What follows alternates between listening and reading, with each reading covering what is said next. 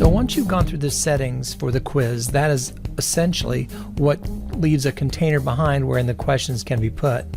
So what we have to do is we go back to week 7 where we put the quiz, and we see that it now populates this page.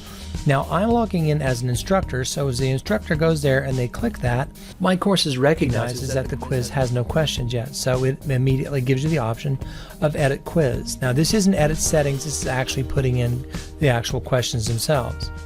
So if I hit edit quiz, then it brings it up here and it says that I can do different things here. The primary things that I want to do, because I don't have a question bank for this, and if you are using this tool repeatedly semester after semester, having a question bank is by far an easier fashion for putting questions in than entering them one at a time. But once I get here, I'm just going to go over here and I'm going to click add. Now this is really easy to forget. It is a simple little tool. It populates like this if you have many questions that already be there, but you've got to remember to reach over here and click add. Now I don't have a question bank for this class, and I'm not going to be able to pull random questions from that question bank, so I'm going to go new question. You can see the number of question types it has to offer on the left hand side. We'll only be covering 2 of them. If you click any of these, you'll get a description of what the question is at the top, so feel free to go through and do that obviously, but I'm only going to talk about 2 kinds. I'm going to talk about the multiple choice where you can put in many correct answers or 1 correct answer, and then secondly I'm going to show you essay. Now when we talk about short answer, a short answer is actually more of a word matching kind of a problem. So if you had like 1 or 2 words or a very specific sentence you can call up, my courses automatically grades that. But we're not going to be doing short answer per se. We're just going to put in essay for that. So let's take a look at those 2 real quick. Let me go ahead and take a look at the multiple choice first of all. So I'll just come down here and I'll click this. So here's the interface that opens up once I've chosen that type of multiple choice question. I've gone ahead and put in the question name, and I want to have a name so I can recognize it at a glance if I have many questions in my bank later. And then I'm putting in the question, which of the characters below are part of this children's tale. And I have to indicate more than 1 answer may be correct because I don't want the students to be confused at all. The default mark, the most they can get is 10. So I've put that in there.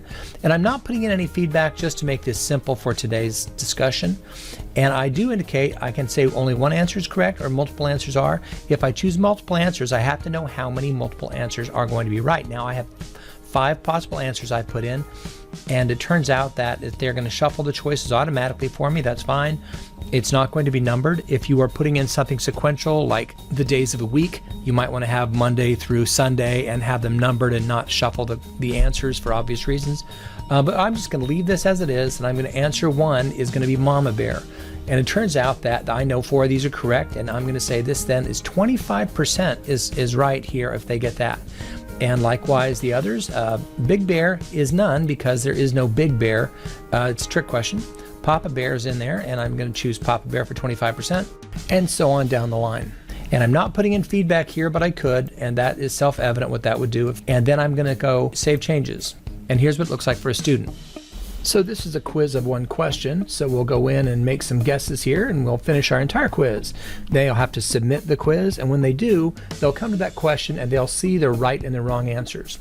Here's how you'll put in your second question. You'll just come back to the same page and you're going to hit add again, and we're going to say we would like a new question, and then we're going to indicate that this is going to be an essay question, and we'll hit add, and there we go. Let's start, and we'll put in the question here. Okay, so I have named my question and I put in the question, and this will be an essay, and the default score is 10. That's the high score that it can get for this one. And then there's some general feedback and the rest of that in there, but we're not going to do anything specific or change any of this, and we're going to allow the grader yourself, when you go back to grade it, to make the choices from how many points are given. We hit save changes, and we see we have 2 different questions here. Now these will be in the quiz, and we can go on to save from there. And after those are saved, we can go back to the quiz itself. And if we want to preview it, we can hit start attempt. Okay, and that's what there is to that. In terms of grading, we're not going to be covering that today, but this is how you can create a quiz, and then we can the answers that are multiple choice will be automatically graded, and you'll have to go back into the grading function and click the quiz and grade these individual answers. If you haven't done that and they're all automatically gradable, then it will automatically populate in your gradebook. Anyways, that said, that is how you make a quiz or a test.